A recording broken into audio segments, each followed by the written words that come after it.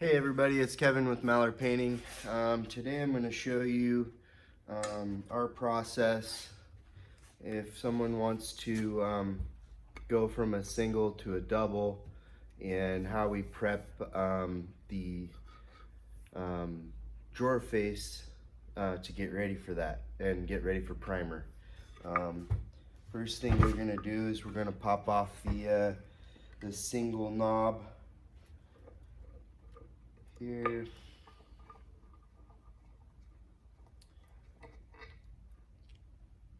After the knob's off, most of these drawer faces are filthy, so you want to get it nice and clean.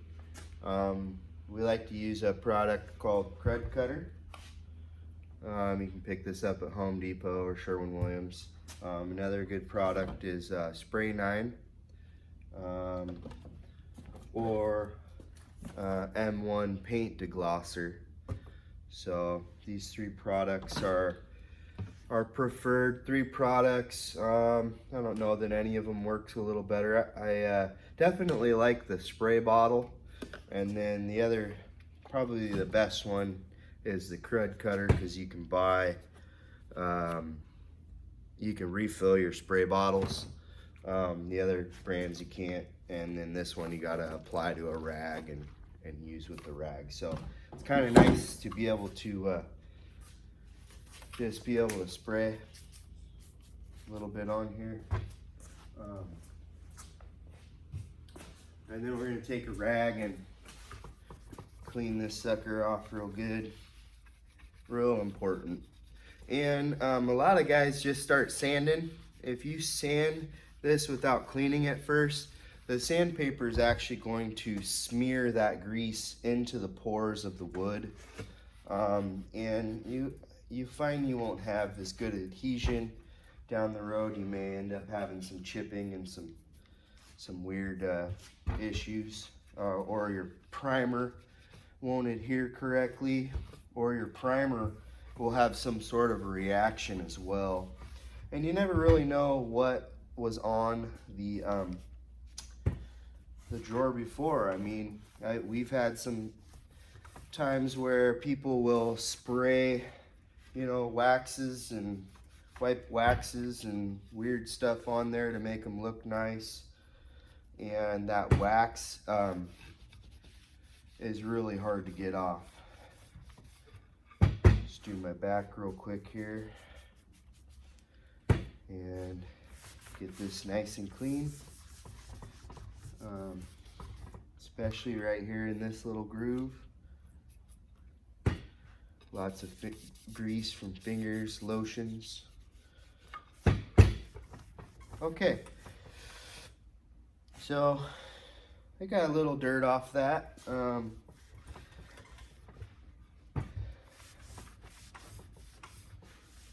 Now, next thing I'm going to want to do here is sand this. The reason that we sand this is to break the sheen of the lacquer. You can kind of see there's a shine off this thing. When we break the sheen, I like to use a 220 grit. It's coarse enough to break the sheen quickly, but not too coarse to where it's going to leave little scratch marks in. And the reason we break the sheen on this is so that our primer can adhere to this properly. So we like to use Festool or Surf Prep. Surf Prep's nice. It's got these foam things. We're just gonna go over the cabinet. Nice. Stuff it up.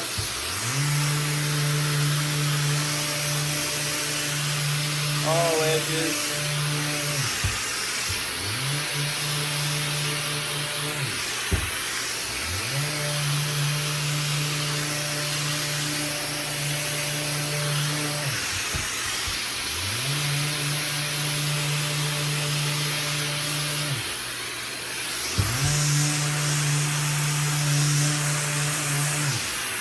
And hit the back here.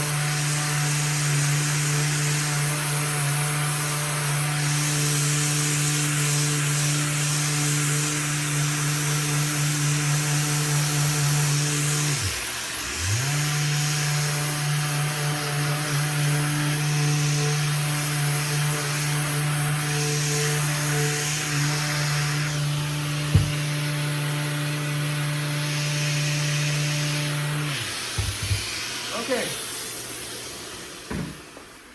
Now you can see, there we go. We've broke the sheen on this. Just have to give it a twice over, you know, nothing too crazy.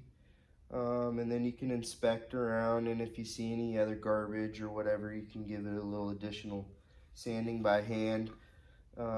This is just a sample that I'm working on here. So now I have this hole here that we're gonna get rid of. There was a single handle, and now the customer wants to switch hardware to go to a double. There's a lot of different ways to do this. The way that another way you can do it is to put a wood dowel, wood glue the wood dowel in there, saw it off, sand it, and then do another coat of Bondo. That's a good way as well. But here's another way that you might not know about that I'd like to show today. So there's this product called Quickwood that JB Well makes that we just found. There's another product that's very similar called Odie Stick. And the Odie Stick's about twice as long. You can pick the Odie Stick up at Ace Hardware, and then Quickwood I buy at Home Depot. So the Odie Stick, however, is, you know, Ace Hardware sometimes doesn't have it in stock. Home Depot always has a Quickwood in stock, so you know it's probably a better bet to if you can find them at Ace, though, they're very similar in price for twice the amount. And so what you have here is you have a 2-part epoxy, and this stuff dries very fast. So what I like to do is chop off a little piece, and then we're going to cover this back up so it doesn't dry out. Has a kind of a weird odor to it, so warning you there. And then so there's 2 pieces, you just you knead it together. It's just like epoxy. There's 2 parts. There's a filler and a hardener. You knead it together, and my preferred method is to make a little snake, like if you got any Play-Doh skills like I do, because I got 2 girls, you make a little snake, and then I like to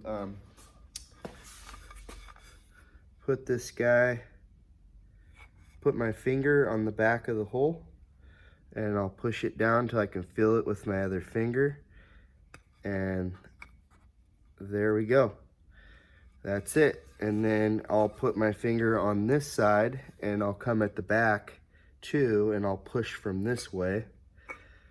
And you can leave it, you don't have to put a big amount of build over the top, because we need to go over this one more time. You're never going to get it perfect with one coat of this.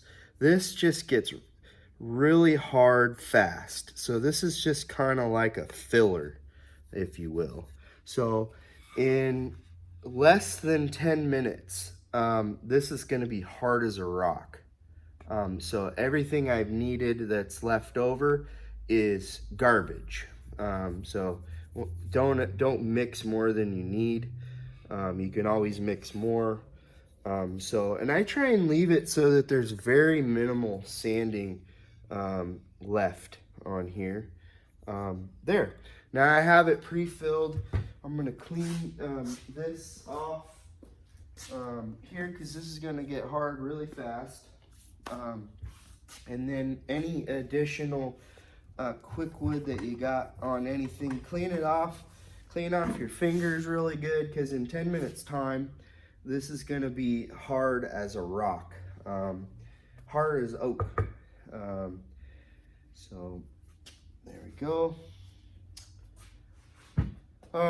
After this dries, I'm gonna go over it once more with my Surf Prep sander to just get anything off the surface. it will be, this doesn't shrink, but it will be a little shallow. So if you go and just paint it after this, you're still gonna see the little hole. And then what we like to do is red Bondo. It comes in like this little toothpaste tube. There's this bigger one, and then there's like a little smaller, like travel size toothpaste tube one. I like to use this over the top of that, and we'll also take care of any dings or dents with this after we prime this. So that would be my next step. Since this isn't dry, I'm not going to do it in the video, but what I would do is I would just take a very little bit on my spatula here, and I would just go just a very little bit. I would go over the surface, leave it just slightly high. This dries very fast too, especially since you're only using a little. And then you would sand that smooth, and this will be perfect. You would not see this drill hole after. So then our next step would be to whatever hardware you can buy these jigs. This is a really nice one, or you can buy a cheap plastic one from Home Depot. I do believe they're like 20 bucks. But the way they work is you measure center, and then you would line this up. This has a little notch. You would line this up with center. After you have it all lined up perfectly, it comes with a drill. The plastic ones from Home Depot, you would take a ballpoint pen and just make 2 little dots. This one actually comes with a drill bit and has these nice little metal guides, so you can get them a little more accurate and center. And then these all just adjust. If you can see here, you can loosen these guys, and if you got a bigger handle, you can slide this guy out like this, you know, for big handle or small handle, or maybe you have a big drawer like under, you know, you can adjust this for bigger drawers.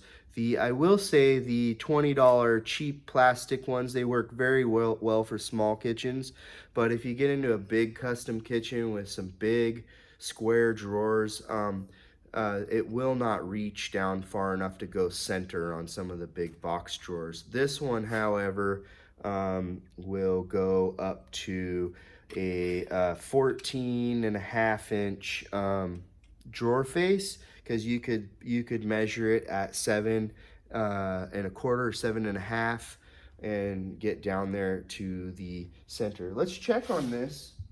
Yep, it's still a little soft.